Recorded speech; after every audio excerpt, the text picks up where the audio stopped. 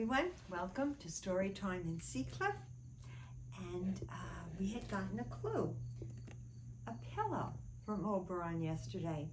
And the name of the story is The Dream Pillow.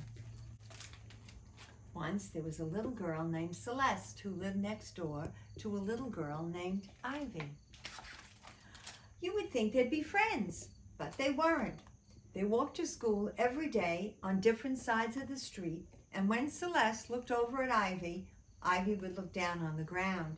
Celeste thought Ivy must be very, very stuck up. Well, one day Celeste had a birthday party and she invited all her friends. She even invited Ivy because her mother said she had to. Ivy came, but she barely said a word to anyone.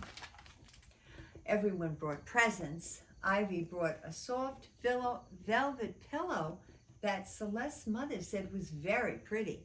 But Celeste thought anything that came from Ivy must have something wrong with it.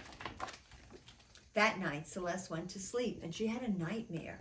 She dreamed her little brother had cut off all her hair. The next night, she dreamed she was buried under a pile of giant peas. She wondered why she was having so many bad dreams. The third night, Celeste had a terrible nightmare about a family of monsters who came to her home as their pet.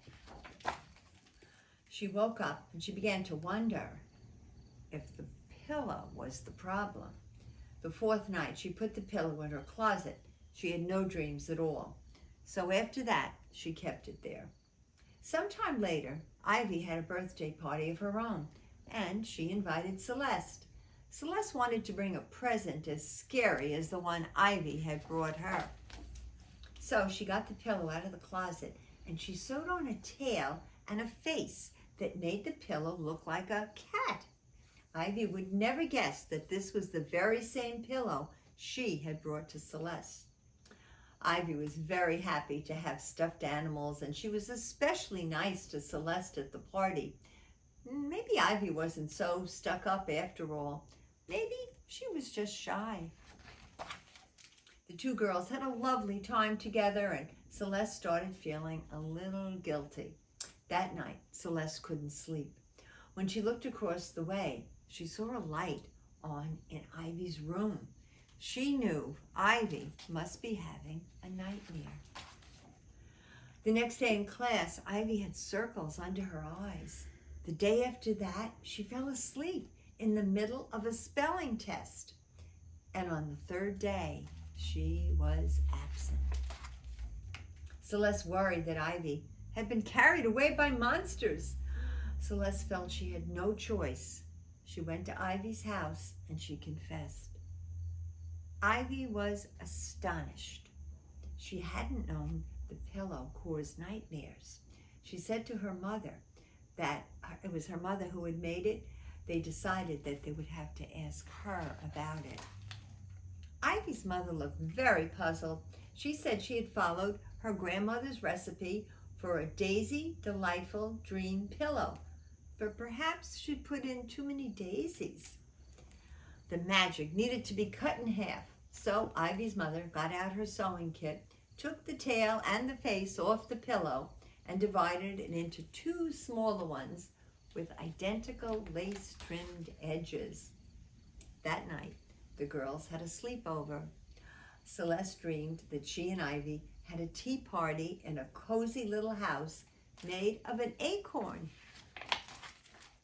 Ivy dreamed that she and Celeste found two pairs of magic shoes that let them fly. The next morning, they told each other their dreams over hot cocoa and blueberry pancakes. From then on, Celeste and Ivy always walked to school together on the same side of the tree. And that's the end of the story of the dream pillow. What a funny story that was, right? Very strange. Now let's see. Let's see if we have a birthday. I think we're going to sing to Ruby. All right, let's sing to Ruby. But first, let's find out how many chocolates, how many vanilla we've got here. All right, let me start. We'll start with Hudson, Marlo, Molly, Alice, Joseph, Graham, Audrey, Lila, Henry, Rafa, and let's see, Marta and Marta all voted for vanilla. For chocolate, we have Sophia, India, Ben and B and Betty, Riley, Harris, Emily, and Nicholas. We have 9 for chocolate. We